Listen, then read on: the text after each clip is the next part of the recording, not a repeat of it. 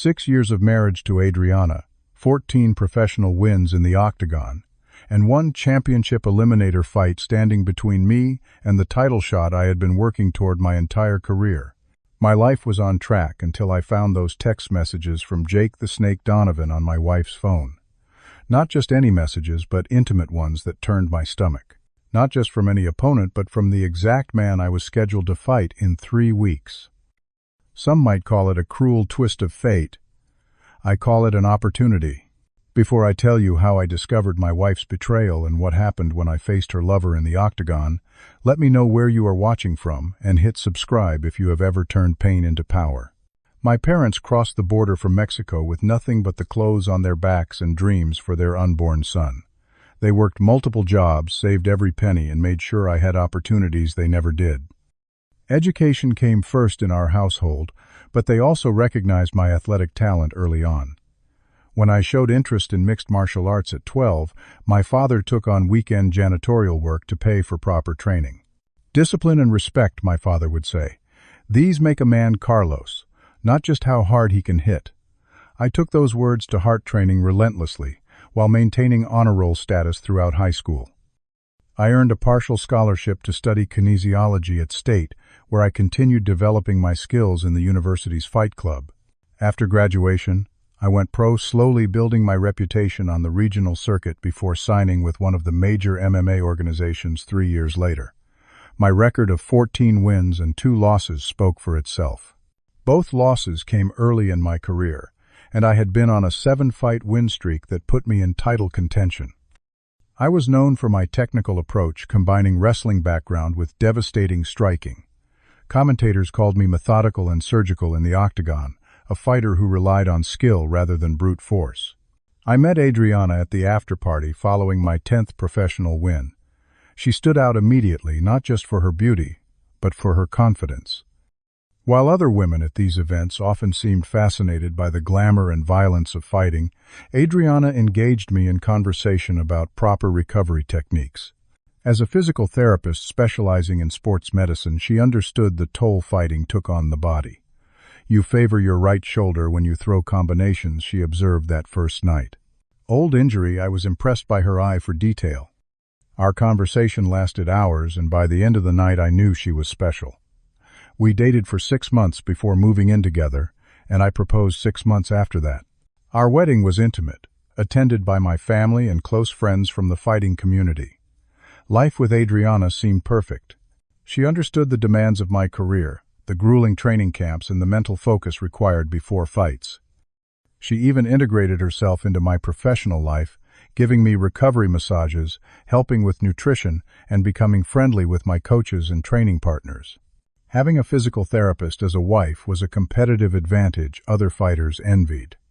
The championship eliminator match against Jake the Snake Donovan was announced 3 months ago. A victory would guarantee me a title shot, the culmination of everything I had worked for. Jake was a formidable opponent with a similar record, known for his trash talk and flashy fighting style. Our contrasting approaches made for a compelling matchup that fans had been requesting. I threw myself into preparation training twice daily, 6 days a week. During fight camps, I always became more withdrawn, focusing entirely on the task at hand.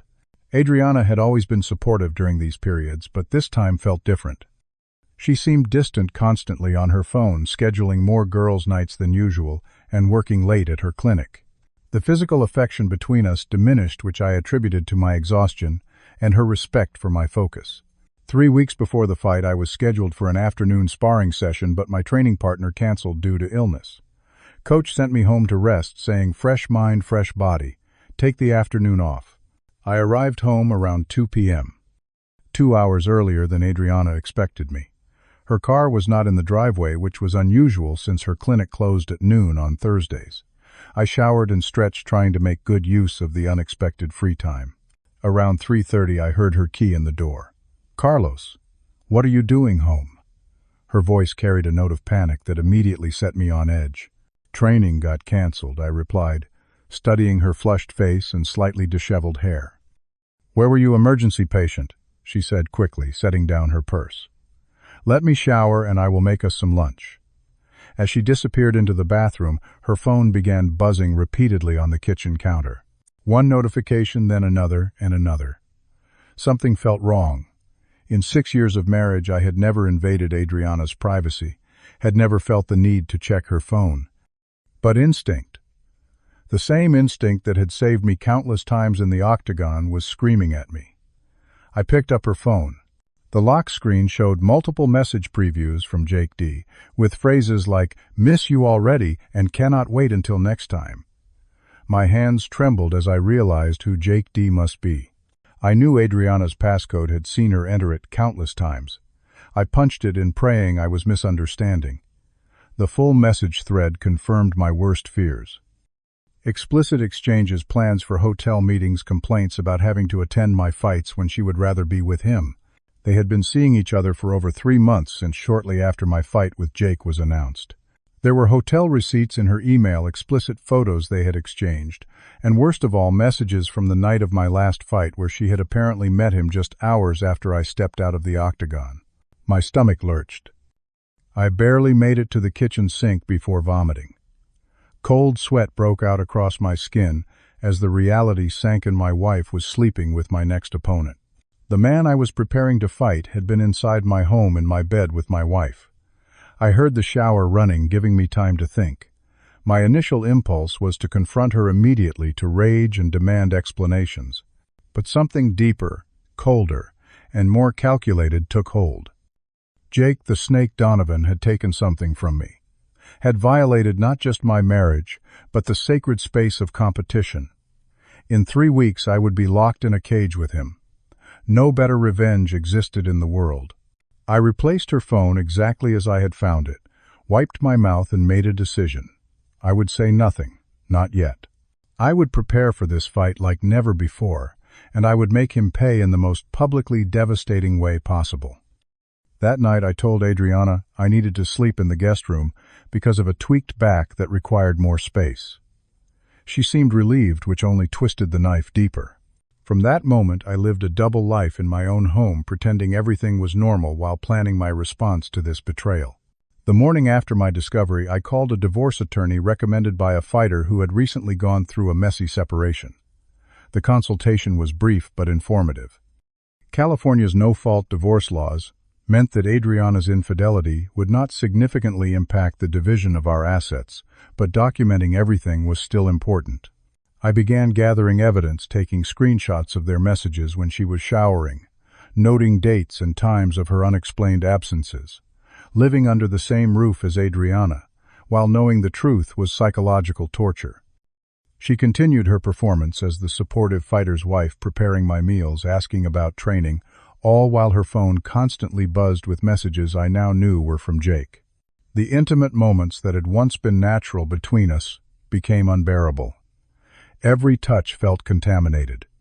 When she tried to kiss me goodnight, it took everything in me not to recoil. In the gym, however, I found clarity.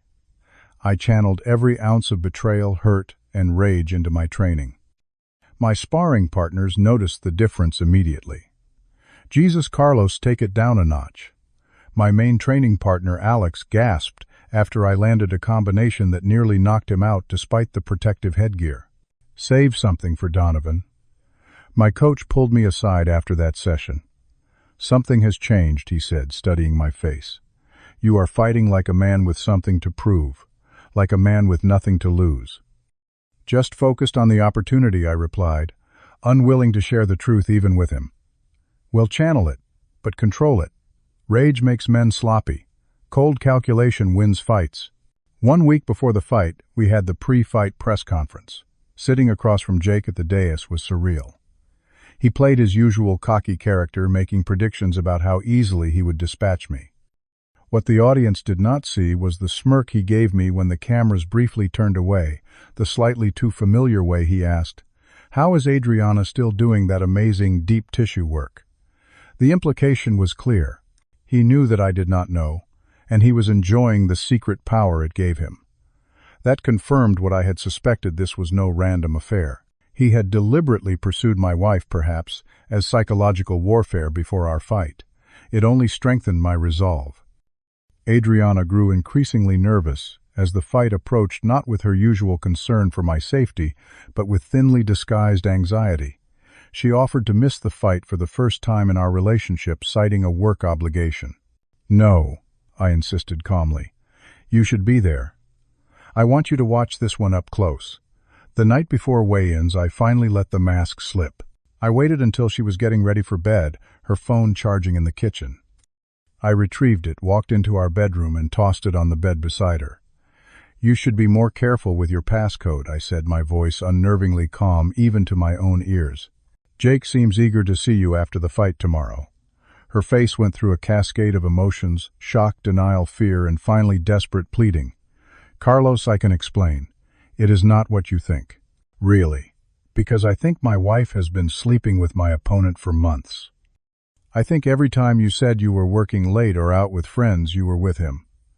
I think you betrayed not just our marriage, but actively worked to undermine the biggest opportunity of my career." Faced with the direct accusation, she crumbled. Tears flowed as she admitted to the affair, but offered pathetic justifications she had felt neglected during my training camp. Jake had pursued her relentlessly. After meeting at one of my fights, it had started as just texting but evolved into something more. "I never meant to hurt you," she sobbed. "It was a mistake. We can fix this. Go to counseling. I will end it with him immediately. I love you, Carlos." Her words felt hollow, manipulative. This was not a momentary lapse, but a calculated campaign of deception. I remained standing by the door, emotionless. "Watch the fight tomorrow," I said finally. "Then pack your things." I spent that night in a hotel, needing complete separation from her to maintain my focus. Sleep came surprisingly easily. The uncertainty had been worse than the truth. Now I had clarity of purpose: win the fight, end my marriage, rebuild my life. The morning of the fight, my coach commented on my unusual calmness. "No pre-fight jitters today. Nothing but focus," I replied, my mind clear for the first time in weeks. The arena buzzed with energy as I made the walk to the octagon. Fight night always created a unique atmosphere, electric with anticipation. Spotlights swept across the crowd as the announcer bellowed introductions. I scanned the front rows and found Adriana in her usual seat, looking pale and tense. Our eyes met briefly before she glanced away. Jake entered with his typical showmanship, playing to the crowd, smirking and shadowboxing. The referee called us to the center for final instructions, and Jake could not resist one last psychological jab. "Your wife gives great pep talks," he muttered too low for the referee to hear, among other things. I said nothing, maintaining the emotionless mask I had perfected. When the bell rang, we circled each other cautiously. Jake came out aggressive, throwing flashy combinations that looked impressive but lacked efficiency. I stayed defensive through much of the first round, absorbing his attacks on my guard, studying his patterns. "Vasquez seems hesitant tonight," I heard one commentator observe. Not his usual calculating self. They did not understand that I was calculating more carefully than ever before. Every fighter has patterns, telegraphed movements that signal their next attack. Jake's were becoming clear. He dropped his right hand slightly. Before throwing his signature left hook, he shifted his weight noticeably before attempting takedowns. The first round ended with Jake ahead on points, but burning excessive energy. Between rounds, my coach urged more offense, but I reassured him with a nod. "I see everything. Trust me." Round 2 began with Jake growing more confident, thinking his game plan was working. I began implementing counters to his patterns, timing his left hook with a straight right that snapped his head back. Surprise registered on his face. The momentum shifted subtly as I landed more frequently, still measured but increasingly effective. The turning point came midway through the second round. Jake telegraphed another left hook, dropping his right hand as expected. Instead of the straight right he anticipated, I ducked under and delivered a devastating liver shot that folded him momentarily. The crowd roared as I followed with a combination that sent him stumbling back to the cage. "Vasquez has sprung the trap," the commentator shouted. "He was downloading data in that first round, and now he is executing. I could have finished him then." The referee watched closely as I landed blow after blow. But something cold inside me wanted to prolong this to make the lesson complete. I backed off slightly, allowing Jake to recover just enough to continue. The third round became a systematic dismantling. I exploited every weakness I had identified, countering his increasingly desperate attacks with surgical precision. His face transformed under my fists, swelling around the eyes, blood trickling from his nose and a cut above his eyebrow. The cocky expression was long gone, replaced by growing fear. In a clinch against the cage, Jake made his final mistake. Blood spraying with each labored breath, he whispered. "She moaned my name, louder than yours." Something shifted in me then, a final restraint breaking loose. I stepped back, feinted a low kick that made him drop his hands, and launched a perfectly timed high kick that connected with the side of his head. He collapsed immediately unconscious before he hit the canvas. The referee pulled me away, though I made no move to continue striking. The victory was complete, more devastating than anything I had delivered in my career. The official result: knockout 3 minutes and 27 seconds into the third round. In my post-fight interview, I maintained professionalism, crediting my coaches and training partners. I made no mention of the personal betrayal that had fueled my performance. That victory was private, even if it had played out in public. When I returned to the locker room, several messages from Adriana waited on my phone. I ignored them all. Hours later, after medical clearance and press obligations, I returned home to find her sitting on our couch, eyes red and swollen from crying. "Carlos, please," she began immediately. "What you saw today in the octagon was the real Jake. Selfish, weak when challenged. I made a terrible mistake." I walked past her to the closet where I had already packed her suitcases the previous day.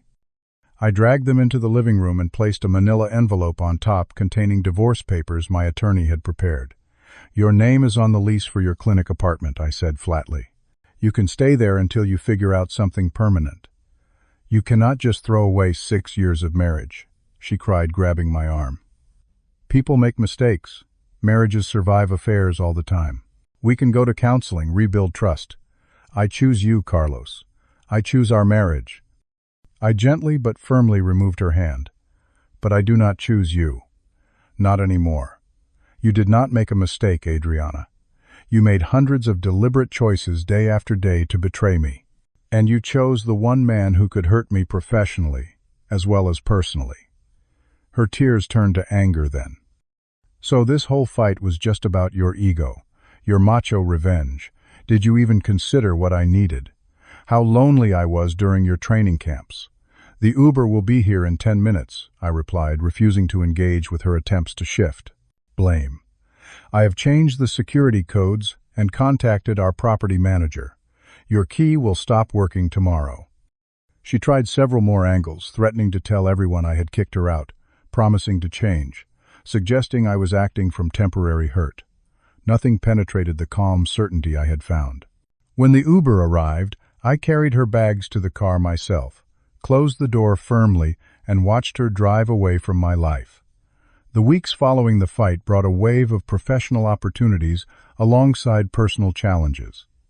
My dominant victory had captured the attention of fight fans and promoters alike. As promised, a title shot was scheduled for 6 months later. Sponsorship offers poured in. My social media following tripled. Meanwhile, Adriana launched a persistent campaign to win me back. It began with tearful voicemails and apologetic texts that I never answered. When those went unanswered, she escalated to sending handwritten letters explaining how Jake had pursued her, how she had been vulnerable during my training camp, how deeply she regretted her actions. These went directly into the trash. She enlisted mutual friends to speak on her behalf, most of whom were uncomfortable with the role but felt obligated to try. "She is absolutely devastated, man," my friend Miguel told me during a training session. "Says she made the biggest mistake of her life." "And I made the best decision of mine," I replied, ending the conversation. When direct appeals and proxies failed, Adriana tried showing up at my gym during training sessions, creating scenes that my coach eventually had to address by banning her from the premises. She waited outside after sessions, instead following me to my car with increasingly desperate pleas. Jake Donovan, meanwhile, had his own consequences to face. Our fight had exposed significant weaknesses in his game, and his previous trash talk made his decisive defeat more embarrassing. His next fight was scheduled against a much lower-ranked opponent, a clear demotion. 2 weeks after our bout, I received a message from him on social media. "I know you will never forgive me, and I do not deserve it," he wrote. "But I want you to know I regret what happened with Adriana. It was unprofessional and wrong on every level. Congratulations on your victory. You were the better man in every way." I did not respond. His apology meant nothing to me. It was likely motivated by self-preservation, as rumors of the affair had begun circulating in fighting circles, damaging his already tarnished reputation. The divorce proceedings moved forward efficiently. California's no-fault approach meant that despite her infidelity, Adriana was entitled to her share of our marital assets. I did not contest this, wanting only a clean, quick separation, rather than a prolonged legal battle. My attorney negotiated a settlement that was fair, if not entirely satisfying. The price of freedom was worth it. Throughout this period, I focused on healing. I began seeing a therapist specializing in betrayal trauma, which helped me process the anger and grief that might otherwise have consumed me. I reconnected with family, spending weekends with my parents, who provided the unconditional support I needed. In the gym, I found purpose and direction, training with renewed focus for my upcoming title shot. The final confrontation came 3 months after our separation, 1 month before the divorce would be finalized. I was leading a training session with young fighters at my gym when Adriana burst through the doors, clearly emotional and possibly intoxicated. "Carlos, please," she shouted across the gym, causing everyone to stop and stare. "I cannot do this anymore." My coach moved to intercept her, but I signaled him to wait. I calmly asked the young fighters to take 5 minutes, then approached Adriana, maintaining a safe distance. "You need to leave," I said quietly. "This is my workplace." To my shock, and the visible discomfort of everyone present, she actually fell to her knees. "I will do anything," she sobbed. "Anything to fix this. I love you." I made one terrible mistake. 3 months of deliberate deception is not one mistake, I replied, keeping my voice even. "And this display is not about love. It is about your guilt and your image." I helped her to her feet, walked her outside to prevent further spectacle, and called her a ride. As we waited, I finally said what I had been processing in therapy for months. "I forgive you, Adriana.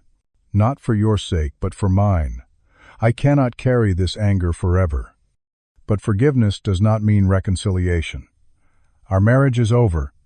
Please respect that and find a way to move forward with your life." It was the last time we spoke directly. The divorce was finalized a month later. I heard through mutual friends that she eventually left her position at the sports clinic and moved back to her hometown in Oregon. 6 months after discovering the affair, I stepped into the octagon for my title fight. My parents sat ringside wearing T-shirts with my name. The fight went the full 5 rounds, a grueling test of skill and will that ended with the referee raising my hand and the announcer proclaiming me the new champion. In my victory speech, I thanked my parents for teaching me that true strength comes from integrity and perseverance. Life settled into a new rhythm. I defended my title twice over the next year. I dated casually at first, then met Sophie, a kindergarten teacher whose knowledge of MMA was limited but whose interest in me extended beyond my career. She attended fights nervously but enthusiastically, genuinely concerned for my well-being rather than the glamour of the fight game. A 1.5 years after the divorce, I heard that Adriana and Jake had briefly attempted a relationship that imploded within months. According to mutual friends, he had cheated on her with multiple women, a pattern apparently well established before their affair began. There was a certain cosmic justice in this that I acknowledged without joy. Their pain brought me no pleasure. I had moved beyond needing their suffering to heal my wounds. The betrayal changed me, as such experiences inevitably do. I became more cautious with trust, more careful about who I allowed into my inner circle. But I refused to become bitter or closed off. The discipline that made me a champion in the octagon served me equally well in recovery, facing pain, directly working through it, methodically emerging stronger on the other side. Looking back now, I realize that the greatest victory was not the knockout, satisfying as that was. It was not even becoming champion, though, that fulfilled a lifelong dream. The true win was choosing myself when it mattered most, refusing to accept less than I deserved, and rebuilding a life aligned with the values my parents had instilled in me. Have you ever had to stand your ground when someone betrayed your trust? How did you find the strength to choose yourself? Share your story in the comments below. If this journey resonated with you, please hit that subscribe button and like this video so others facing similar challenges can find it. Consider sharing with someone who might be struggling with betrayal or difficult decisions. Thank you for listening to my story, and remember, sometimes our greatest victories happen outside the ring when we honor our worth and refuse to settle for less than we deserve.